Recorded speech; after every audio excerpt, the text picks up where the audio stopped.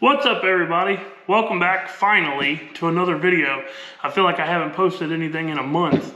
If you've noticed, I've been absent for the last week or so, and that is because I have been just super slammed in the shop, turning out transmissions, busting out all kinds of parts. Tax season is absolutely in full swing, and this is usually my busiest time of the year. This time and usually around July, about the middle of summer, when people start tearing stuff up. These are my two busiest times of the year, so bear with me on the content flow. I'm going to do my best to be able to put videos together in any spare time that I have. So I have gotten a new influx of subscribers, and thank you guys for that.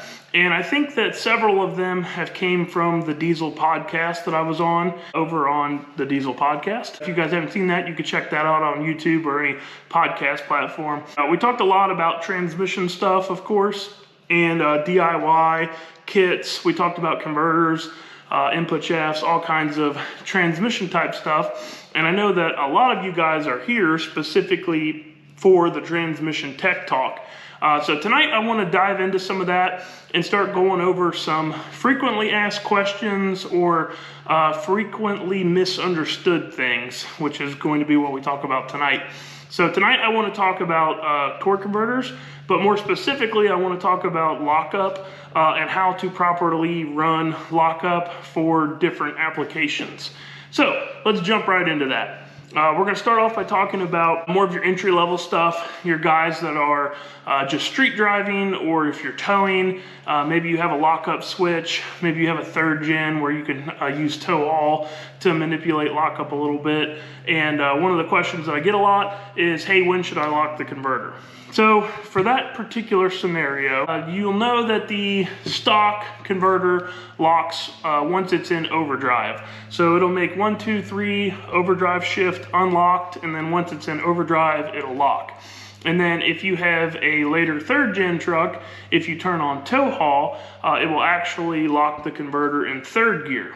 So for around town driving, just driving normal, the stock shift strategy is just fine. There's really no reason to lock the converter if you have a good, efficient stall. And usually if you're a towing type guy or a lower horsepower, you're gonna have something stock stall or lower than stock. So you can cruise around and just let the lockup, just let the factory run the lockup. If you have a full manual valve body and you're still in that lower horsepower towing range, same deal, cruising around town, you really don't need to lock the converter until you're, going 45, 55 miles an hour in overdrive. Then you could lock the converter if you're on a good, straight line. Sometimes on some of these back roads and stuff, if you're cruising, 45 miles an hour to where it's not quite enough to be in overdrive locked up because it drags the motor down too low, then you can lock in third in a situation like that. And then same for towing a trailer, locking in third is always a good option. Anytime you do lock the torque converter, it is going to cut down on the heat that the converter is generating, because the lockup clutch, once it applies, it's basically 1-to-1, just like a manual transmission. When the clutch is engaged, it's 1-to-1. So the only thing that generates heat in a transmission is the torque converter and the shearing of the fluid from fluid coupling. So when you take the fluid coupling out of it, they run cooler.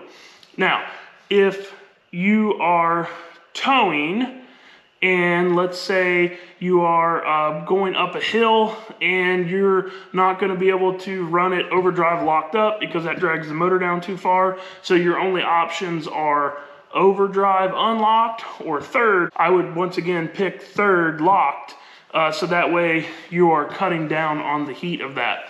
What you don't want to do on a towing situation or a daily driver application is you don't want to be doing second gear lockups all the time. There's no reason for it, and it puts premature wear on the second gear band.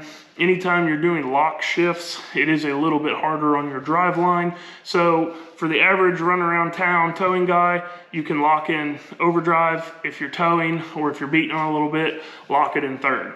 Now, moving into the guys that are, making a little bit more power, maybe racing the trucks a little bit, playing around on the street with it. Those are the guys where you get into the second gear lockup. And this really same applies for full racing stuff too, but we'll get to that. And the second gear lockup, as you know, it will go faster and it will put more power to the ground like that. The problem with second gear lockup is mainly the way that guys run the lockup. On any transmission that has the valve body properly modified for it, you can turn the lockup switch on in first gear and it won't lock the converter. And as soon as you shift into second gear, that's when it'll lock the converter. And that's been a really common practice for years and years and years because it's easy. You don't have to worry about flipping a switch once you're already in second. If you're racing somebody or doing a big burnout or something, it's just easier to turn the lockup switch on before you make the 1-2 shift. The problem with that is several things. One, lockup is generally a big RPM drop. Even if you have a really efficient converter, it's going to be a 300 or 400 RPM drop. If you have a looser, higher stall, less efficient converter, it can be an even more dramatic drop in RPM than that. So usually what that means is you drag the motor back down into the torque range. It feels like it's going faster like that, but the reality is that you are asking way more of the second gear band at that point. And at the same time that you're putting more torque and more load on that second gear band, since you have stacked the 1-2 shift and a lockup at the same time, you have a big line pressure drop that there's nothing you can do about. There's no amount of modifications that can get around the fact that you are commanding two big fluid volume movements at the same time. So what ends up happening is line pressure drops, and line pressure will drop a lot. In fact, let's go to some data here so I can show you exactly how much line pressure does drop. So the red line here is engine RPM, so that way you have a point of reference to see the shift drops. And then the green line is transmission line pressure. We always monitor transmission line pressure on anything racing, anything with a data logger. Having line pressure monitoring is extremely important.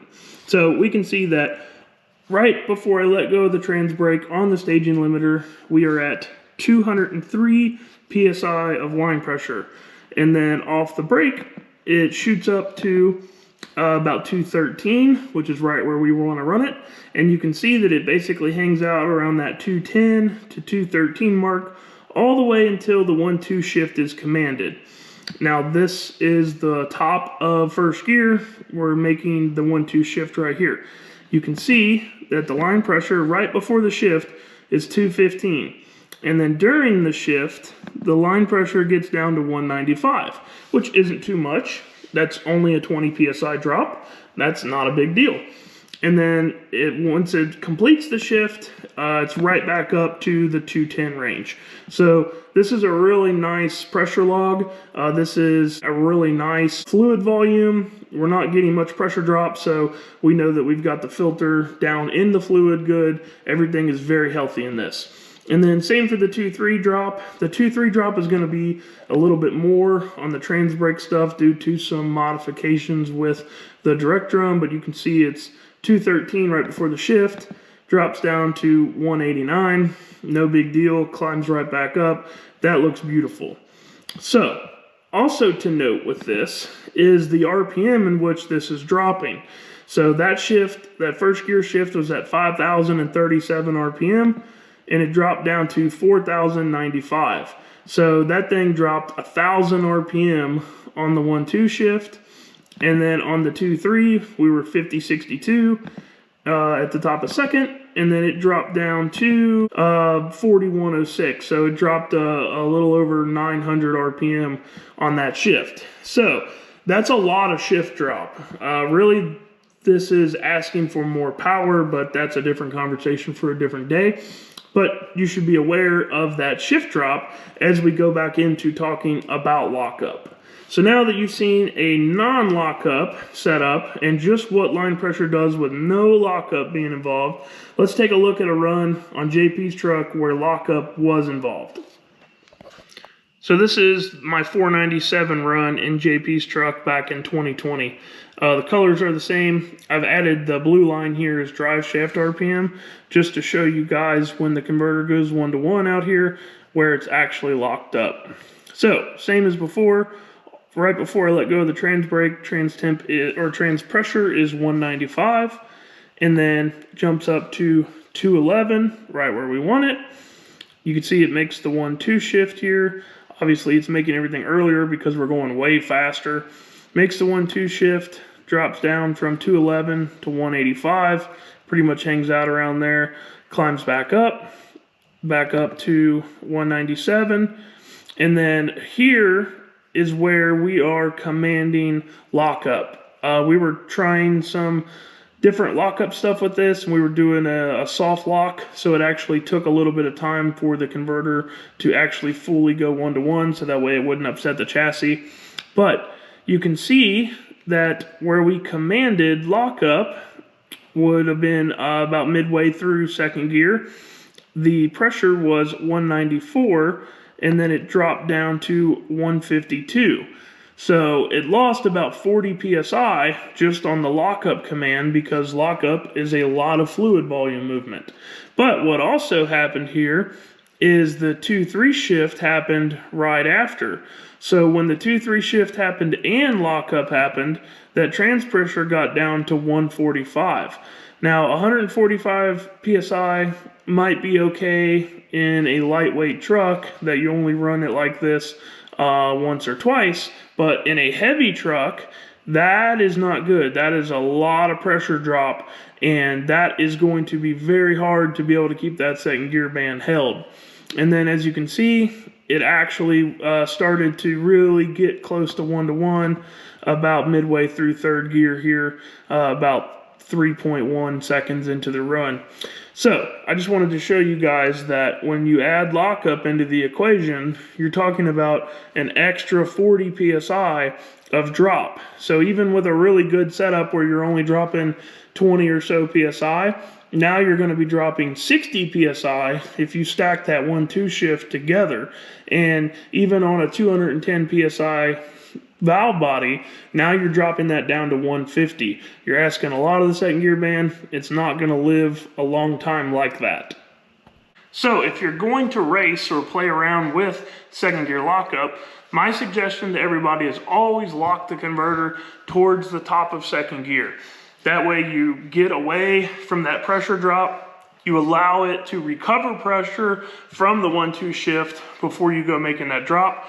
You're going to be in higher RPM, which is going to help that pump keep flowing and keep moving. So when it does drop off, it can recover quicker as well. If you're commanding those two things together, and the 1-2 shift and the lockup, and it's dropping, you know, your particular combination down to 2200 engine RPM or so, you also have to think about that pump and how that pump is not moving. It's not able to move as much volume at 2200 RPM as it is at, say, 35, 36, 4000 RPM. I understand that this is a little bit more complicated because you can't just turn the lockup switch on, but there's a lot of electronics out there nowadays, and you guys can really come up with a lot of different scenarios and different ways to where you can control lockup automated. And the faster you go and the more serious you get into racing, you're going to get into air shifters, and you're going to have things controlling that anyways. Now, at the same time, from an ET standpoint, I know that some guys' combinations could go faster by locking as soon as it hits second, because maybe they have a setup that has big compounds or something. It really likes being drugged down in the torque range. But most of the time on a single turbo application, you're actually going to go faster if you let it recover from the 1-2 shift anyways. The 1-2 shift on a 47-48, you're going from a 245 first gear to a 145 first gear. So you have a big RPM drop already. Adding lockup to it just makes that RPM drop off even more, drags it down in its torque, have to climb back out of that. So you're gonna most of the time be faster by locking up somewhere between midway up into the higher end of second gear as well. The only other thing to talk about with lockup would be first gear lockup. And so far, I have not found any evidence of first gear lockup being beneficial. First gear lockup is probably the best for the pressure because the pressure always looks the best in first gear. But if the transmission is already locked up, if the converter is already 1-to-1, when you make the 1-2 shift, you're right back into what I was just talking about with that big RPM drop.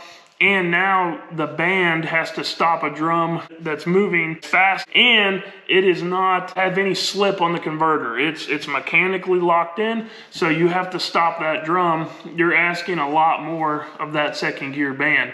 So I don't recommend any first gear lockup. I actually don't modify the valve bodies in any way to do that, so that way you never really have to worry about that stuff. If you're new to lockup, and especially if you're drag racing, or if you just have a really loose converter, start slow with lockup. I always tell people to go to the track or play around on the street without lockup until you learn your combination.